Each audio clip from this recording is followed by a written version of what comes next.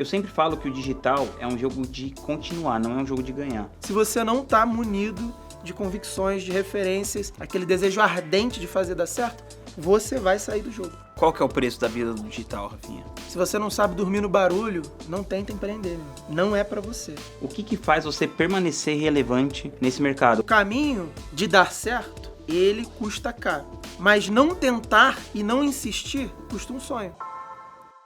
Salve, salve! Rodrigo Vinhas aqui, estamos juntos para mais um episódio do Arsenal de Mentores.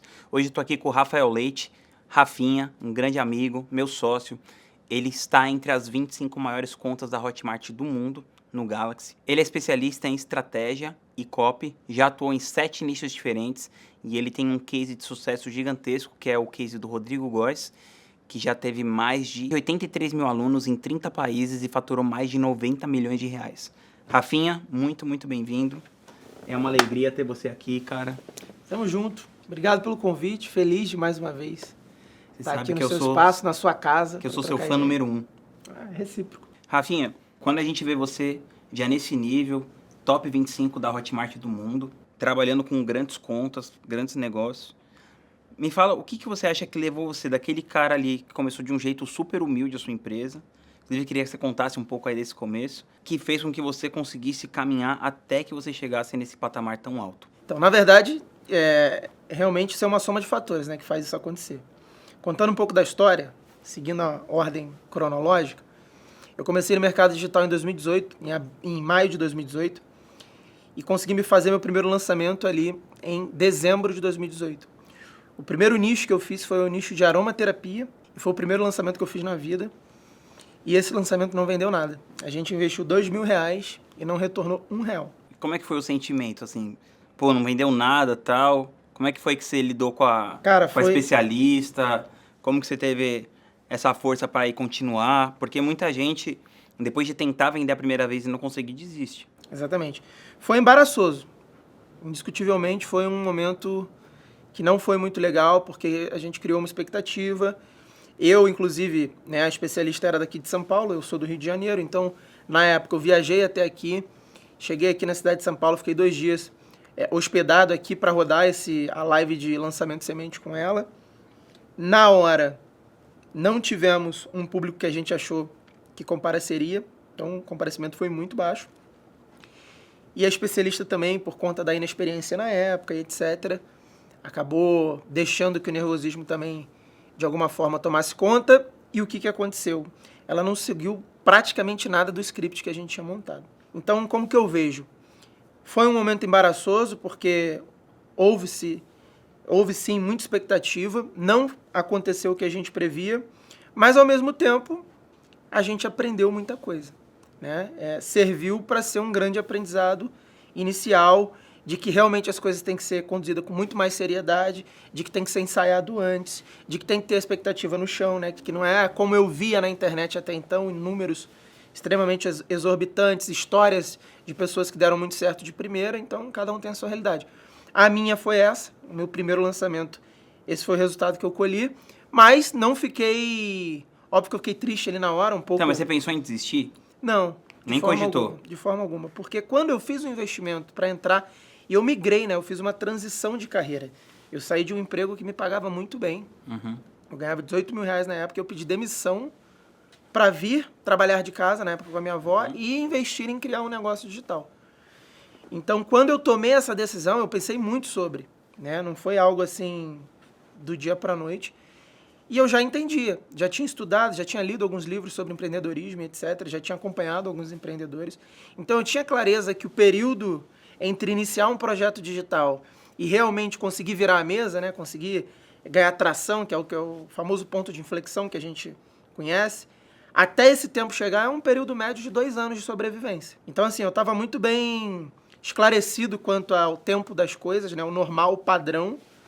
Então, mesmo dando errado de primeira, na minha mentalidade, eu sabia que fazia parte de dar a possibilidade de dar errado. Então, não pensei em desistir, fiquei triste, com certeza, mas como eu te disse, assim, tentei procurar olhar para a situação como um aprendizado, de tudo que fez aquilo ali não performar.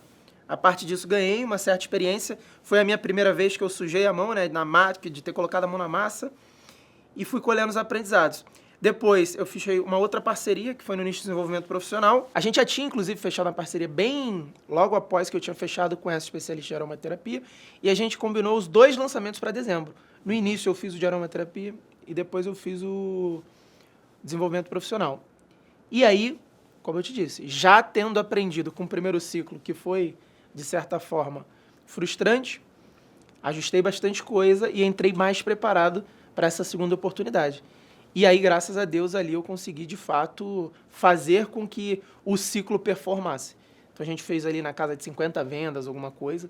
Então, foi a primeira vez que eu tive alguma receita, né? Que eu fiz um faturamento. Foi o quê? Uns 10 mil reais? Foi uns 10 mil reais. Era 200 e pouquinho, 230, 250, alguma coisa assim. E foi a primeira vez que eu fiz alguma receita, mas o principal de tudo, talvez, da história desses 6 anos, né? Foi a primeira vez que eu consegui acreditar que era verdade com os meus próprios resultados.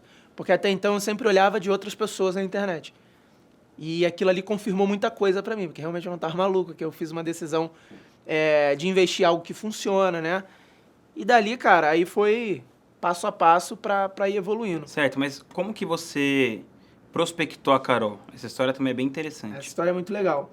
O que aconteceu? A primeira especialista, que foi no nicho de aromaterapia, eu fechei num grupo de Facebook. Uhum. Só que o que aconteceu? Eu fechei ali mais ou menos em agosto, a gente fez o primeiro lançamento ali em dezembro. O que aconteceu?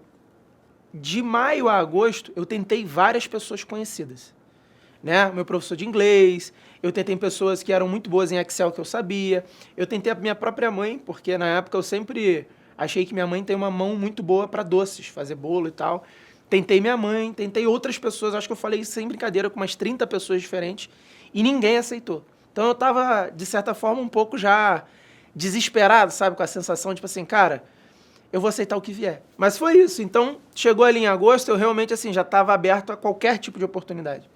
Então, eu estava num grupo de Facebook que as pessoas comentavam sobre o digital e uma pessoa que foi a especialista da época, ela perguntou se tinha alguém interessado em lançar ela. E aí eu me manifestei, a gente conversou e fechou essa parceria. Mas não foi um nicho que eu, teoricamente, estava predisposto a selecionar para desenvolver algo. Uhum. Só que eu, desde sempre, tinha isso na cabeça. Eu queria muito escolher alguns nichos que eu queria trabalhar. Eu venho do mercado corporativo, eu tive 10 anos de experiência na área de RH, e eu fui pesquisando alguns nichos e eu entendi que, se eu atuasse na área de RH, ensinando as pessoas a voltarem para o mercado de trabalho, os desempregados a voltarem para o mercado de trabalho, o que eu juntei? É um mercado que as pessoas já buscam solução. Toda pessoa que está desempregada quer arrumar emprego, certo? Uhum. Então fica mais fácil você partir do ponto de partida onde você já tem o público comprador. Fica muito mais fácil agora, só precisa arrumar o produto, porque o público já existe. Isso é curioso, porque hoje a gente vê a maioria das pessoas começando no inverso. Eu vou criar algo que eu quero, que eu me identifico, mas as pessoas não têm a segurança se existe um público comprador para isso. Porque às vezes você formar o público comprador pode acontecer, mas é um trabalho muito mais demorado. Uhum. Eu gosto de começar pelos compradores. Onde estão compradores e qual produtos eu posso criar, desenvolver para essas pessoas. Então, pensei por essa lógica. E aí eu fui pesquisar na internet, porque mesmo tendo 10 anos de experiência em RH, eu não tinha a segurança de criar algo com a minha imagem. Uhum. Na época eu não achava que eu estava pronto. Então, eu fui procurar pessoas, referências em RH aqui no Brasil. Achei uma lista que falavam os 6 profissionais de RH mais influentes do Brasil, nas pesquisas. Mandei mensagem para os 6. A Carol me respondeu, teve uma outra pessoa que me respondeu também, mas a Carol me respondeu. E o que eu entendi? Eu falei, cara, eu não posso chegar de cara já falando que eu quero lançar ela, que eu tenho uma ideia. Eu falei, eu preciso proporcionar um ambiente de confiança, né, onde eu tenha a oportunidade de decorrer sobre o assunto. E aí, na época, a única alternativa que eu encontrei, quando ela me respondeu, ela respondeu mandando um orçamento das consultorias dela. E eu falei, beleza, então vou comprar, vou investir na assessoria para eu ganhar proximidade e eu acredito que durante a entrega eu encontre a oportunidade de conversar com ela. E assim foi. Na época era uma consultoria individual, à distância, pelo Skype, nem era Zoom na época. Saudoso Skype. Saudoso Skype, 3 encontros de 1h30 mais ou menos. Paguei, fiz o primeiro encontro, conheci ela, Para minha grata surpresa, o que ela me entregou como entregáveis do programa dela me chamou muita atenção, porque mesmo sendo do RH, eu não entendia tão quanto ela sobre LinkedIn. E sobre o algoritmo, e sobre a lógica do LinkedIn. Então aquilo foi uma novidade muito positiva, porque eu falei, cara, confirmou. Ela realmente é uma especialista, ela domina esse assunto. E aí que vem a parte principal, né? Que foi a parte do segundo encontro com ela. Porque, como eu te disse, eu tinha 3 encontros agendados por Skype. No segundo, o que eu pensei? Cara, conversar à distância, por mais que seja possível, ainda não é o melhor cenário. Aí eu pensei, vou para São Paulo e vou tentar fazer esse encontro presencialmente para eu ganhar tempo de olhar no olho dela, de passar a convicção de que eu tenho uma boa ideia e de que ela se encaixa perfeitamente nessa boa ideia. Só que na época, eu não combinei com ela, tô indo aí pra gente se conhecer. Eu dei um passo de fé, né? Falei, cara, vou pra lá e vou tentar cavar essa oportunidade. Ciente que poderia dar... Um passo não, né? Um salto. Ciente que poderia dar errado. Mas deu certo. O que eu fiz? Eu comprei um voo pra São Paulo, bate e volta, pra chegar de manhã e voltar à noite. Cheguei que era cerca de 9 horas da manhã. Fui pro Shopping Eldorado e eu tinha um encontro com ela 1 hora da tarde, por Skype. O que eu fiz? Deu meio-dia, eu mandei uma mensagem pra ela. Falei, oi, Carol, tudo bem? Nosso encontro 1 hora tá de pé? Cara, eu vim para um treinamento em São Paulo que acabou de terminar e eu tô livre aqui. Meu voo é só à noite. Será que a gente poderia se encontrar e fazer esse encontro presencial? De cara ela respondeu, não. O meu programa ele é online.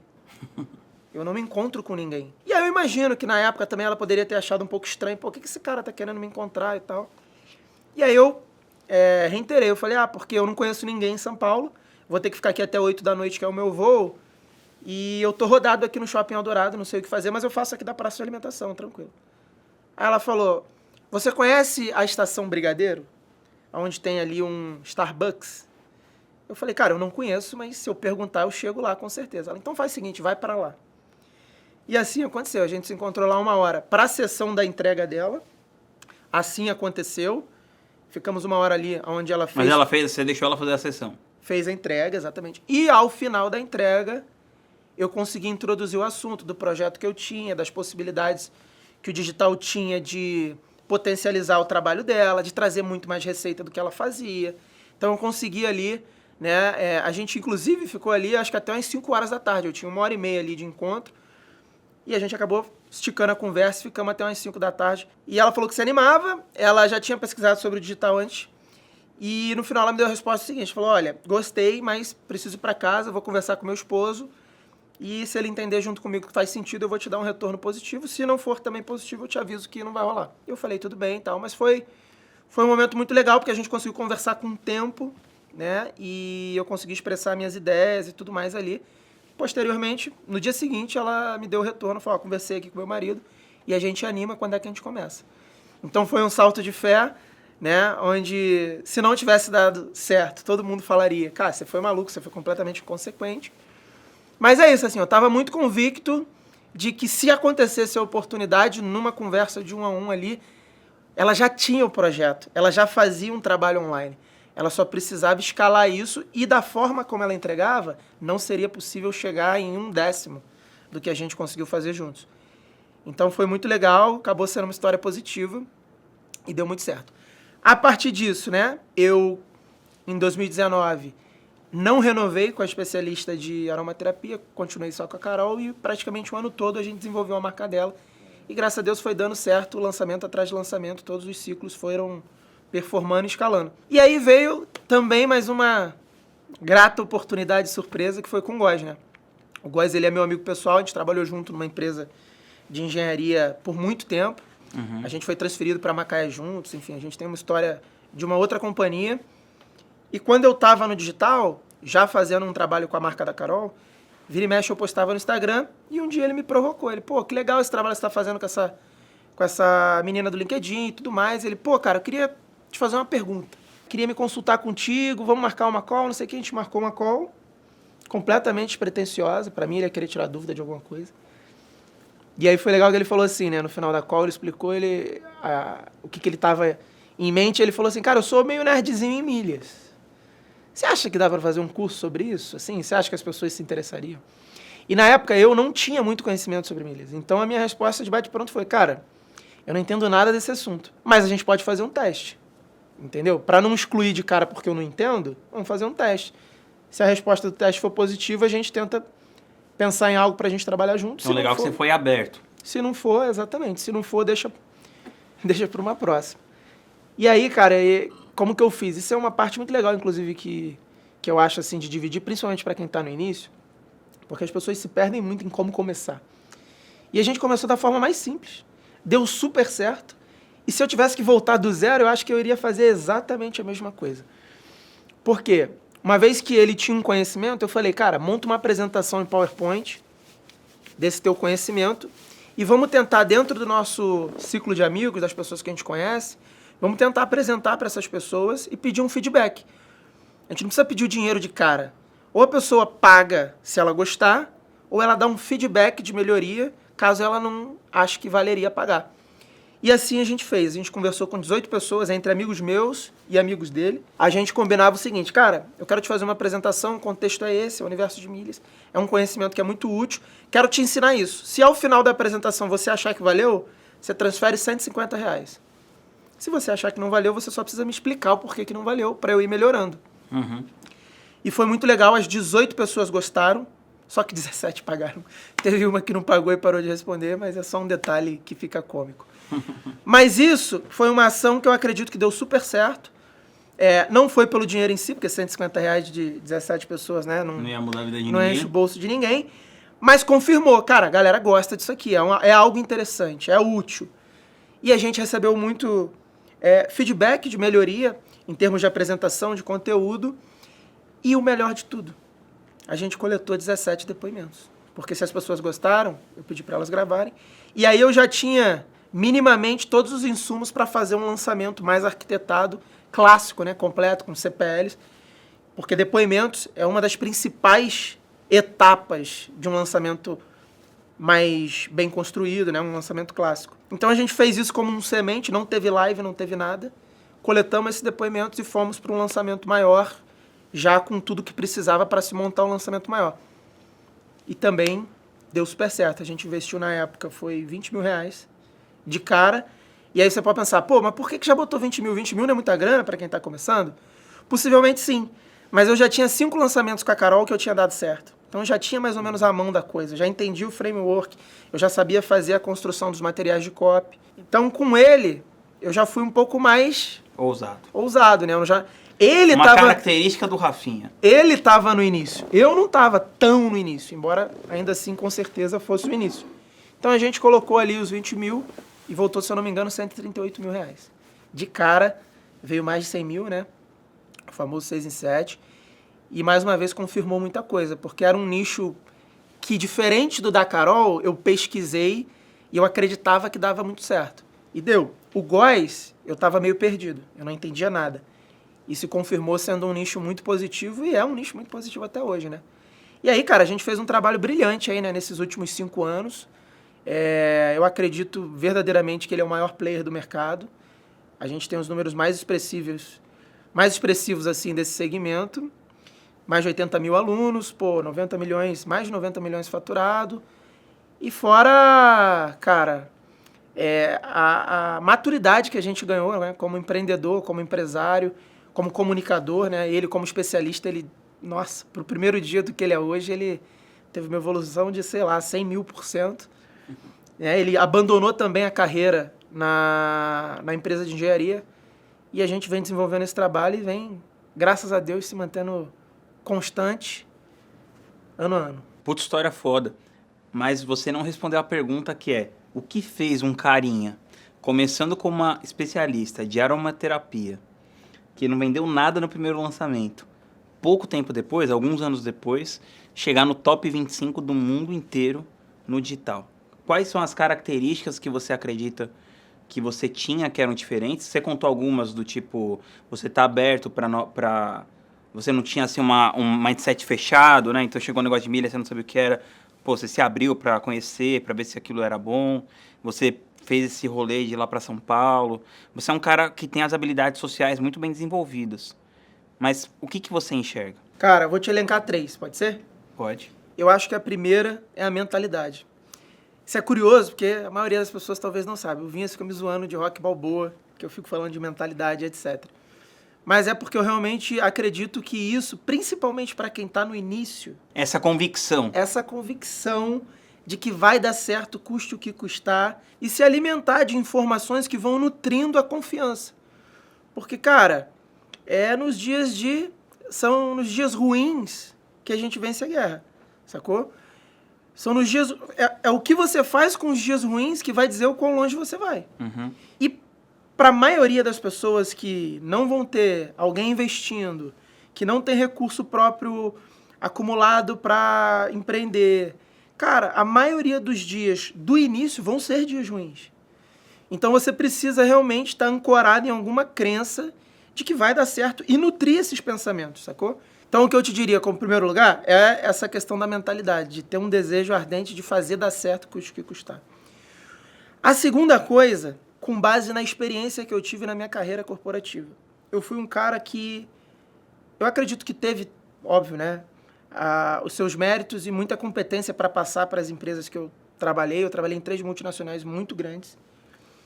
Mas o fato de eu ter entrado lá me proporcionou uma clareza de que, cara, realmente, se você quer grande, você tem que estar entre os grandes. Então, o segundo elemento que eu te diria que faz parte da construção desse sucesso é ter essa clareza de estar o tempo inteiro buscando estar perto de boas pessoas. Por quê? Porque na minha trajetória corporativa eu convivi com muita gente muito boa. Então era muito claro o porquê que as empresas grandes performavam muito bem. Então, quando eu vim para o digital, mesmo tendo uma autoconfiança, etc., eu sempre tive humildade também para entender que, cara, existem pessoas que são muito melhores do que eu em várias coisas. E eu preciso, quanto antes, reconhecer isso e querer, de alguma forma, né, se possível for, estar entre elas. Seja num grupo de mastermind, seja numa mentoria, seja numa conversa, numa cafeteria, né, aprender com pessoas que são muito melhores do que eu. Isso é um valor que eu preservo e que eu acredito que vai ser sempre, assim, não é, até aqui tá bom, não. Amanhã eu vou estar com a mesma mentalidade, buscando a mesma coisa, que é estar entre pessoas que eu acredito que são muito melhores que eu em várias coisas, para eu aprender, né, e para eu mitigar os riscos, para eu economizar tempo, enfim, para vários tipos de benefícios. E a terceira coisa, aí agora eu diria mais sobre negócios. Então, assim, ao longo do tempo, eu fui refinando um pouco mais esse meu olhar sobre negócios e sobre as características que fazem dar certo. Então, hoje, para os negócios que às vezes aparecem, né, como oportunidade, eu estou o tempo inteiro entendendo de forma muito racional qual é a viabilidade da escala do negócio. Então, eu gosto de entrar em negócios que realmente me trazem as informações de que são nichos mais seguros, de que são nichos extremamente escaláveis. Então, hoje, por exemplo, o sucesso do negócio do Góis é isso. A gente tem uma mentalidade muito boa como sócio, como parceiro. A gente sabe enfrentar os dias difíceis de uma forma extremamente bem administrada. A gente se cercou de boas pessoas, tanto abaixo da gente quanto acima da gente, pessoas que mentoram a gente, como você, e pessoas que nos ajudam ali na linha de frente, como são as pessoas que trabalham com a gente. São boas pessoas. E a gente está o tempo inteiro olhando em como deixar o negócio mais lucrativo, em como plugar mais recursos para que ele possa escalar mais, para que ele possa trazer mais receita. Então, acho que esses são os 3 principais fatores que eu te diria. E todos os negócios que hoje, possivelmente, eu estou diante de entrar, eu estou analisando essas 3 coisas. Primeiro, as pessoas que vão estar inseridas nesse negócio, qual que é a mentalidade delas, se tem compatibilidade com o que eu penso, com os planos que eu tenho, e se é um negócio extremamente escalável ou não. Sim. Rafinha, conta aquela história, porque assim que você ganhou seu primeiro dinheiro, que foi, sei lá, tipo 100 mil reais, você investiu 50 mil reais para entrar na Craft na época. Pô, você comprou na planta, né? Hoje já tá 130. E aí tem uma lenda aí, uma história de como foi esse convencimento aí da galera. Conta aí, Rafinha. Tem uma lenda, não. Existe uma história... É uma lenda, uma certa lenda. Existe uma história com testemunhas, né, Eu não lembro direito disso, mas eu quero saber. Conta pra galera. De que realmente existiu a maior loucura da história do digital. Com certeza é esse episódio.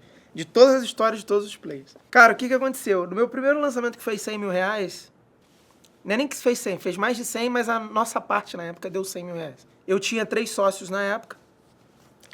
E eu já te seguia. A história, inclusive, é com o Rodrigo Vinhas.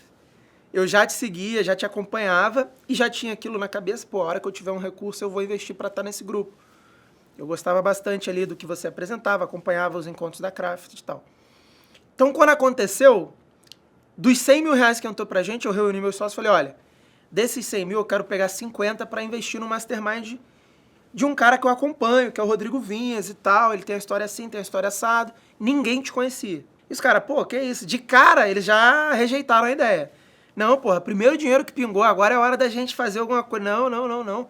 Já gastei 50 mil? Não, 50 mil é muito dinheiro, não sei o quê. E eu falei, calma, ó, vamos fazer o seguinte, então. Vou provocar uma reunião com ele para vocês conhecerem, porque vocês distantes, vocês não estão com a percepção do que é aquele grupo e do quanto que aquilo ali pode acelerar nosso crescimento. E os caras, contrariados, aceitaram. E aí pensa, galera. É uma reunião que vai gerar uma decisão importante. A gente tinha 100 mil e a gente ia investir metade para entrar naquele grupo. Onde eu tinha o voto do sim e os outros 3 tinham o voto do não.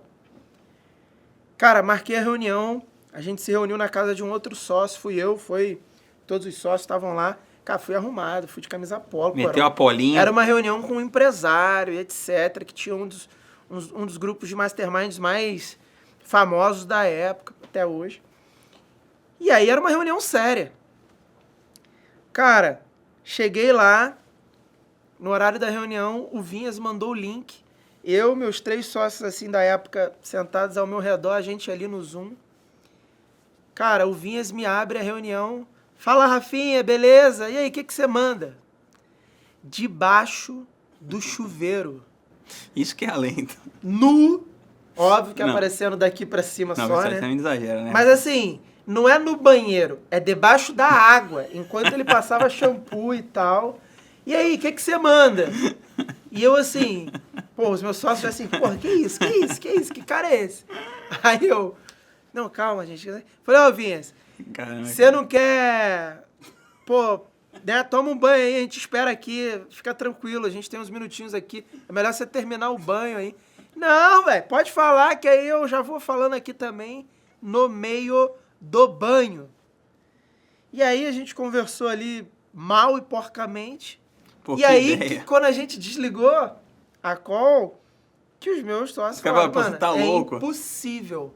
Que cara louco, o cara entrou debaixo do chuveiro, não sei o quê. Resumo da ópera. O Oswaldo tava? O Oswaldo tava. Vou perguntar pra ele se ele lembra disso. O Oswaldo tava. Resumo da ópera. Os caras tinham 3 não e eu 1 sim. Aí que eles foram do não pro impossível fazer negócio com esse cara. Aí você teve que bancar o majoritário. E aí, por sorte, eu tinha, né, a maior participação, então eu precisei bancar os 3 votos negativos e assumir o risco. Falar, não, a gente vai fazer. Apesar do cara ter entrado no banho. Apesar do cara ter entrado no banho, confie no que eu tô falando que vai dar certo. Rafinha, explica um pouco melhor. Agora que você já tá jogando esse jogo de escala tão alto, você já faz lançamentos, inclusive, de 8 dígitos. É uma das poucas pessoas do mercado que faz lançamentos de 8 dígitos. Quais são os critérios que você usa para você determinar se você vai entrar em um negócio novo ou não? Tem algum critério objetivo e quais são eles? É isso, né? Eu tento apurar de alguma forma, por mais que não seja garantida, de forma aproximada, assim, que são bons negócios para entrar.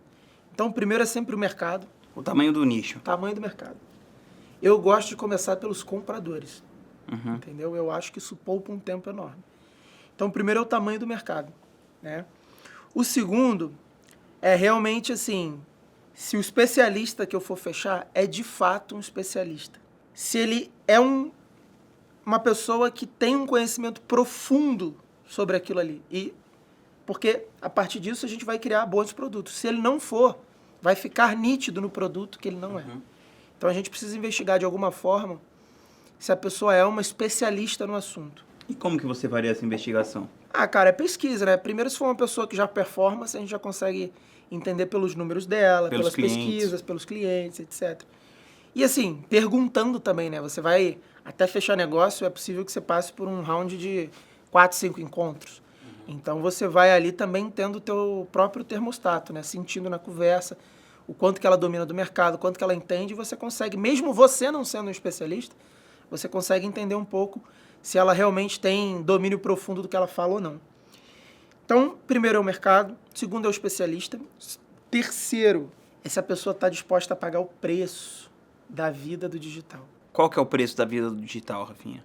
Cara, é alto. Eu não vou saber te valorar, mas é alto com certeza. Porque... Não, mas explica um pouco melhor o que você quer dizer isso com o preço. Não, exatamente. Então, por quê? Da vida do digital. Porque é uma vida que não desliga. Diferente de outras carreiras, que às vezes você põe Ctrl Alt Del, fecha o notebook, vai para casa e conversa sobre outra coisa, o digital ele não desliga, porque quando você não estiver gravando aqui, você vai ter que estar respondendo seus stories.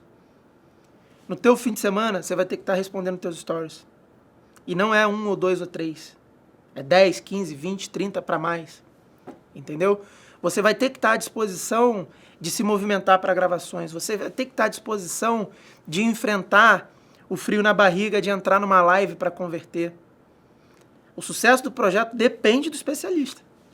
Entendeu? Como, obviamente, as outras carreiras também. Mas eu acho que tem esse... Mas é diferente, não tem tipo uma equipe inteira atrás disso. Às vezes milhares, às vezes até milhões de reais investidos em tráfego que, se você não performar aquele dia, vai prejudicar muita gente. Exatamente. Você tem que saber lidar com essa pressão. Né? Recentemente eu ouvi uma frase que foi muito boa, assim: se você não sabe dormir no barulho, não tenta empreender, meu amigo. Não é pra você, sacou? Por quê? Porque é caótico, é pressão, é muita grana envolvida, são várias famílias envolvidas. O sistema como um todo, querendo ou não, ele joga contra. Então, no mês que você vai bem, você tem que pagar seu imposto, mas no mês que você vai ruim, o governo não te alivia. Então, já que você não foi bem, cara, não precisa pagar esse mês. Não, o governo vai querer o dinheiro dele no mês que não foi ruim também. Os funcionários vão querer o dinheiro dele no mês que não foi ruim também. Então, assim, é guerra. A pessoa tem que estar esclarecida quanto a isso. Porque se ela só chega olhando para, dá para fazer 100 mil, 300 mil, 1 milhão, 2 mais. Você está se ancorando. É óbvio que é bom visualizar. Uhum. É bom visualizar para você saber das possibilidades. Agora, você precisa entender o trajeto para chegar lá. Ter essa clareza. Então, essa é uma das coisas que eu tento investigar. Cara, você tem noção do que você está prestes a fechar? A entrar numa comigo? O lance é que você alinha muito as expectativas do trabalho que vai dar aquilo. Trabalho, da cobrança e dos papéis. Uhum. Entendeu? Para que não haja qualquer tipo de atrito, de ruído no meio do caminho. Isso tudo precisa ser conversado, as duas pessoas precisam estar dispostas. E isso tudo precisa ser extremamente esclarecido. Porque a partir disso, ninguém gosta de investir num projeto para em 3 meses, em 2 meses, em 6 meses, ter que desfazer tudo. Às vezes você pode até fazer uma grana em si, mas o custo emocional de um distrato de parceria, né? O tempo, o custo de oportunidade com outros negócios, isso tudo tá no bolo. Então não é só o dinheiro pelo dinheiro, é tudo que está em volta da oportunidade como um todo, as pessoas, né? A autoestima, porque às vezes você sai de um distrato, de alguma forma você sai com alguma divergência, e isso afeta o emocional. Uhum. Então eu tento investigar e tento comunicar tudo aquilo que eu acredito que faz o negócio dar certo, para a pessoa entrar muito bem munida daquilo que vai ser demandado dela. Porque, como a gente conversou aqui, é um preço alto. O digital não desliga. Ele não desliga. Você vai ter que estar no seu dia triste. Às vezes você vai estar num dia triste, mas de férias com a família num resort. Mas você vai ter que filmar o seu dia, você vai ter que responder, você vai ter que aparecer, né? Então, isso é um valor que eu considero que é muito alto e que poucas pessoas estão dispostas a pagar o preço com a frequência que se exige e com a constância que se exige. Com a intensidade. Com a intensidade. Então, assim, eu tento buscar bons negócios. O que são bons negócios? Escaláveis. E o que eu tento olhar? As pessoas que estão envolvidas, mentalidade, alinhamento de valores e de planos. E, cara, o principal de todos, se a pessoa está disposta a pagar o preço.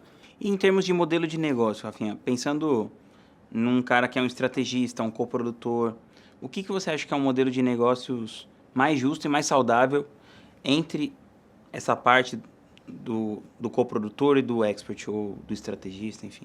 O que eu acredito que é o melhor modelo de negócio? Cara, existem cenários e cenários. Eu acho que não existe uma resposta fixa que compreende qualquer realidade. entendeu? Uhum. Mas como que eu vejo? Cara, a gente tenta... Mas quais são os princípios envolvidos? Exato. O que eu tento entender, assim? Primeiro é a experiência de cada um no digital. Então, por exemplo, eu já tenho um certo resultado. Eu já fiz... Não, certo não, pô. Você já é um dos tops do mundo. Estamos, né? Entre os tops do mundo. Então, eu já tenho um certo resultado. Eu já fiz isso pelos últimos 6 anos. Se eu for pegar alguém do zero, não é justo, por mais que a pessoa possa ter uma autoridade no offline, em outras coisas. Uhum. Mas não é justo que a gente tenha 50-50. Eu não acredito que isso seja justo. Assim como se eu for pegar uma pessoa que é muito consolidada já no digital e que tem muito resultado, mesmo eu também tendo resultado, eu preciso entender se o caminho do 50-50 é o que vai ser justo de fato pro contexto. Porque às vezes inclusive, que a minha participação seja menor do que a dela. Então, por exemplo, se eu fosse lançar a Virgínia já é um canhão de mídia. Ela já tem muitos produtos que geram muita receita.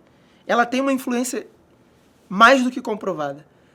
Se eu fosse fazer uma parceria com ela, seria justo que eu não tivesse a mesma equivalência, 50-50. Mesmo tendo 40, ou 30, ou 35, ainda assim poderia ser um bom negócio. Pelo poder do alcance que ela tem, pela potência que ela é. Sacou? Então, tem essas nuances que a gente precisa saber identificar para avaliar qual que é o melhor formato para aquela parceria. Então, se eu pego alguém do zero, eu posso ter realmente mais percentual do que ela, porque eu sei o que eu vou fazer no digital. Se a outra pessoa já é uma bazuca, pode ser que ela tenha mais. Agora, se a gente tem, possivelmente, resultados equivalentes, com certeza, eu acredito que o modelo mais saudável é o 50-50. Tanto em receita, lucro, custo, em tudo. Então, isso que eu ia te perguntar, mas quando você está falando esses percentuais, o que você está levando em consideração? Porque muitas vezes acontece que a equipe é do estrategista e o expert muitas vezes tem só a equipe pedagógica. Como que você acha que deve ser feita essa divisão? Eu acho que a gente tem que fazer a divisão de 50-50 de tudo. Em tudo. Exatamente. Fica muito mais fácil... Eu também acho melhor sempre ser na última linha. Exatamente. Fica muito mais fácil a contabilidade, a organização dos números, né? E eu realmente acredito que é o devido, entendeu? Então a gente monta uma equipe para aquele projeto, vai ter o custo daquele projeto, os investimentos que vão ser feitos para aquele projeto, custo de ferramentas do projeto, a folha do projeto. Não vejo por que fazer algo diferente. Mas não é porque o que eu acho que é o mais saudável que deve ser default, devido para todos os casos. Não, como eu te falei, claro. Tem que se avaliar o contexto, a natureza das duas partes, para entender qual que é o melhor formato. Sim. Mas o mais saudável, com certeza, eu acredito que é pessoas que buscam sociedade, não só coprodução, né? E que tenham essa mesma importância dentro do projeto, até para as contribuições e as cobranças serem equivalentes. Certo. Rafinha, você falou da parada da mentalidade, como sendo uma coisa muito importante que levou você a estar lá no Galaxy, entre as maiores contas do mundo, não só esse ano, como ano passado você já estava também. Como que uma pessoa que às vezes não consegue enxergar essas possibilidades, não tem essa convicção, como que você indicaria para que ela desenvolvesse mais esse tipo de mentalidade? Cara, então, o que eu acho que ajudou a eu formar a minha, né? E o que eu acho que a pessoa pode fazer? Primeiro, assim, é um caminho meio clichê, mas eu realmente é o que eu fiz e é o que eu acho que eu recomendo. Primeiro, você identificar quais são as pessoas de sucesso. As pessoas que têm resultado naquilo que você quer ter. Mas de sucesso real, né? Não são pessoas que, de alguma forma, possam maquiar números, etc. Querendo ou não, eu acredito que é fácil no nosso mercado você entender quem é de verdade e quem é suspeito. Não vou dizer que é de mentira, mas minimamente suspeito, né? Então a gente tem uma série de premiações, a gente tem os rankings, a gente tem várias formas de identificar quem são os players que estão preenchendo esse quadrado, que são os quadrados que possuem mais reconhecimento. Primeiro são essas. 2, você acompanhar essas pessoas, você buscar os conteúdos dessas pessoas, livros de vários empresários que deram certo ao longo da vida. Uhum.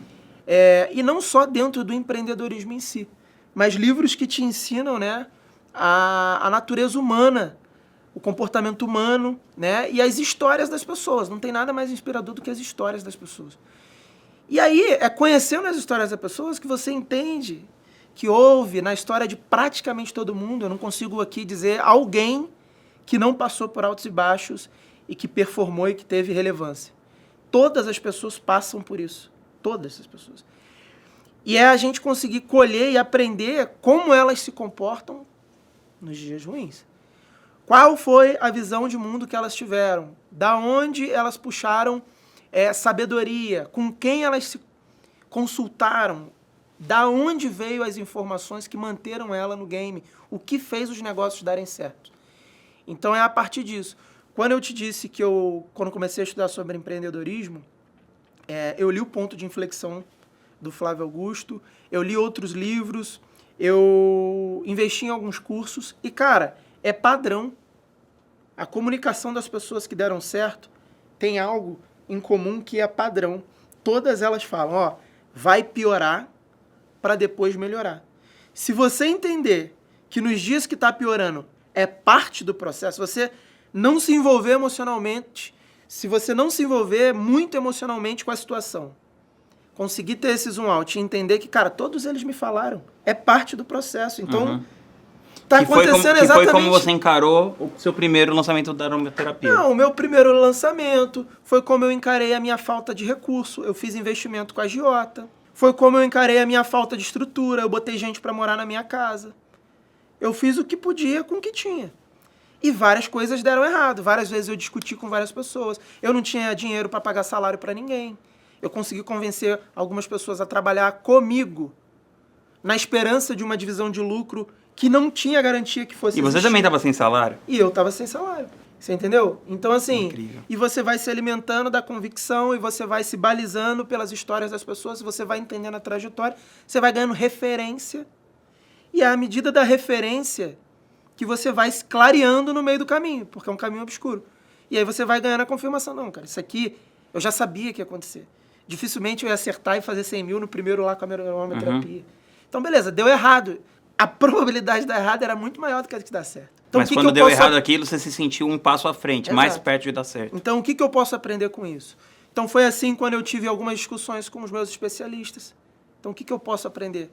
Porque senão, né, a sua cabeça, ela vai te direcionando para o que é mais confortável. O que é mais confortável? Cara, joga esse negócio pro alto, você tem emprego certo no mercado de trabalho, faz 3 ligações que você arruma um emprego. Você entendeu? E se você não está pautado nessas convicções e nessas referências, você vai fraquejar. Você vai fraquejar e possivelmente você vai apertar o botão de desistir. Né? Então, assim, o caminho de dar certo, ele custa caro. Mas não tentar e não insistir é mais caro ainda. Sonho, né? Custa um sonho, entendeu? É mais caro ainda. Então, por isso que eu falo muito sobre essa questão, né? De se alimentar e de ter um mental forte, porque no início, cara, talvez seja a principal característica para você permanecer. Concordo 100%. Para você permanecer quando as contas estão chegando, um monte de parcela, você assumiu vários compromissos financeiros, algumas pessoas estão satisfeitas com você. Você acabou de pagar um imposto alto. O especialista não está satisfeito com o último resultado. Você está com muita pressão nas costas. Se você não está munido de convicções, de referências e daquela sensação de que, tipo assim, aquele desejo ardente de fazer dar certo, você vai sair do jogo. É simples assim. Você vai sair do jogo. Rafinha, conta um pouco do seu novo projeto. Você fez um rebranding da marca da sua empresa, agora é a Ranger Educ, e você criou um programa de mentoria novo. Fala um pouco pra gente como é que funciona. Bom, o nome do programa ele é a Mentoria Ranger Next. Tem essa temada do Next. Por quê? Porque inicialmente, com todas as pessoas que estão entrando, o programa ele tem como propósito entender qual que é o seu próximo passo dentro da sua realidade e a gente alinhar isso como objetivo dentro de 4 meses. Então, diferente do que a gente vê no mercado, né, que são programas de mentorias com promessas, de certa forma, genéricas e etc., aqui o que a gente tenta entender é trazer uma solução personalizada para o momento de cada um. Então, por exemplo, tem pessoas que vão entrar e falam, cara, eu preciso melhorar o meu percentual de conversão. Eu estou convertendo a 1,5%, entre 1% e 1,5% a tantos ciclos. Então, se essa for a dor e a gente entender, cara, beleza, vamos trabalhar isso dentro dos próximos 4 meses. Então, o nosso objetivo para essa pessoa vai fazer ela sair de 1,5 para 2, ou para 1,8, alguma coisa assim. Ou para 3. Ou para 3, ou para 4. Assim como tem pessoas que falam, cara, eu quero melhorar o meu alcance, a minha produção de conteúdo, por exemplo. Eu não tenho constância, me falta criatividade. Então, beleza. Então, no seu caso em específico, a gente vai alinhar como próximo passo melhorar a produção de conteúdo com constância, né, e melhorando o seu orgânico. Então, assim, existem vários... Tem gente que vai chegar e falar, cara, eu preciso ter mais produtos. Eu tenho uma esteira que não está funcionando, eu tenho só um produto. A minha oferta não está tão legal. Então, qual que é o ponto? É receber essas pessoas, entender o momento delas e desenhar, com base na realidade delas, qual é o próximo passo. E é uma entrega muito próxima. Uma entrega muito próxima. A gente tem encontros de segunda a quinta, de 9 às 11 da manhã. Segunda-feira, a gente passa por um encontro que é livre, com a temática de Hot Seat, então todas as pessoas podem fazer qualquer tipo de pergunta. Terça, quarta e quinta são encontros mais direcionados. Então, terça, o pessoal se encontra com o Caio, que é um encontro para falar sobre negócios e produção de conteúdo. Quarta é comigo, para falar sobre copy, narrativa e estratégia, né? E quinta é com o Matheus, para falar sobre gestão e tráfego.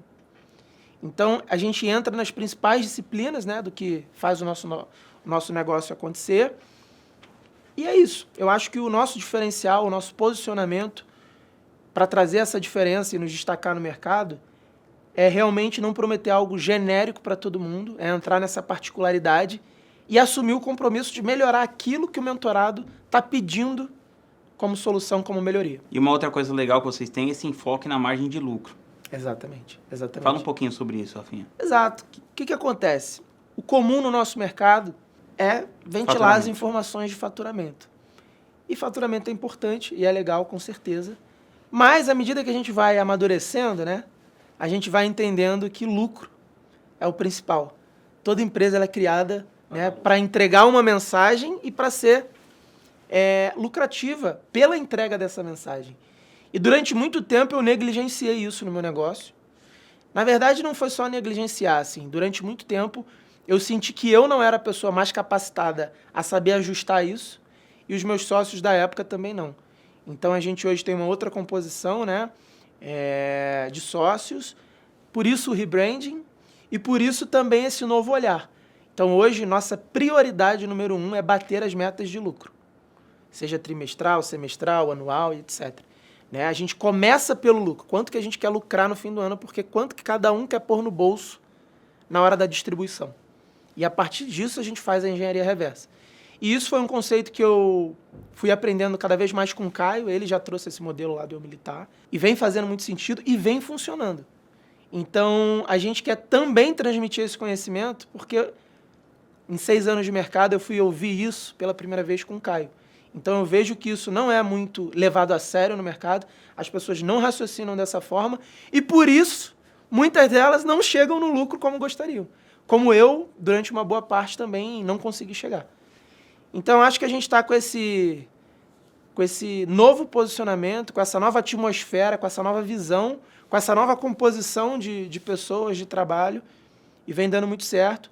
A gente está entre as líderes de mercado em 2 nichos, né?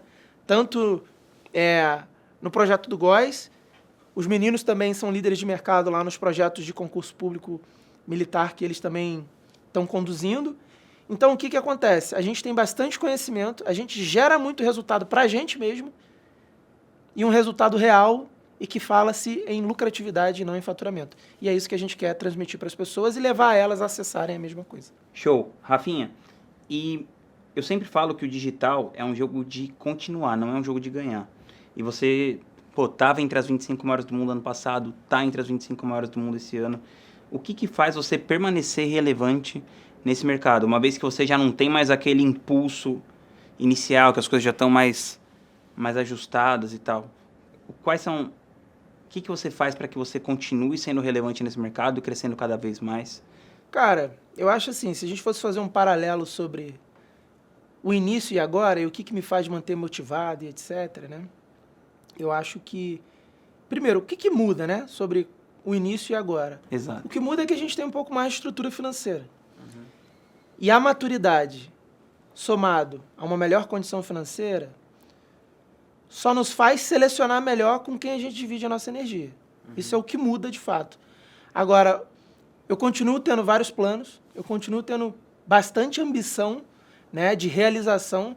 Por mais que a gente já tenha feito algo bem legal até aqui, Eu continuo achando que tem muita coisa a ser construída, que dá para se fazer muitos negócios ainda. Então, a mesma fome de realização eu continuo tendo. E é óbvio que hoje fica um pouco mais fácil de selecionar as pessoas para nos ajudar a construir isso. Mas é a única coisa que muda, porque a nível de ambição, de planos, de desejos profissionais e pessoais, eu ainda tenho bastante coisa a ser realizada. E é isso que me nutre, que me mantém buscando as coisas que eu busco com o empenho e a energia que eu imprimo nas coisas. No último episódio que eu fiz com o JP, da Hotmart, ele falou que uma das características mais proeminentes nas pessoas que continuavam grande ano após ano, era a fome que essa pessoa tinha de crescer. E eu sempre admirei muito isso em você. Exatamente. E acho que é a resposta. Assim. A gente já chegou a um lugar muito bacana, de ter um reconhecimento muito legal, mas a verdade é que eu, assim como os meus sócios da Rangeira Duque, assim como o Góes, a gente tem muito mais fome de ir muito além do que a gente fez até aqui. Show de bola, Rafinha. É um orgulho ser seu sócio, ser seu amigo. Um orgulho para mim também. Quero que você Obrigado aí pelo bate-papo. Tamo junto, sigo à disposição que você precisar. Tamo junto. Para você saber mais informações sobre o trabalho do Rafa, sobre a Rangeira Duque, procure ele no Instagram, @orafaleite com F. Tamo junto e até a próxima.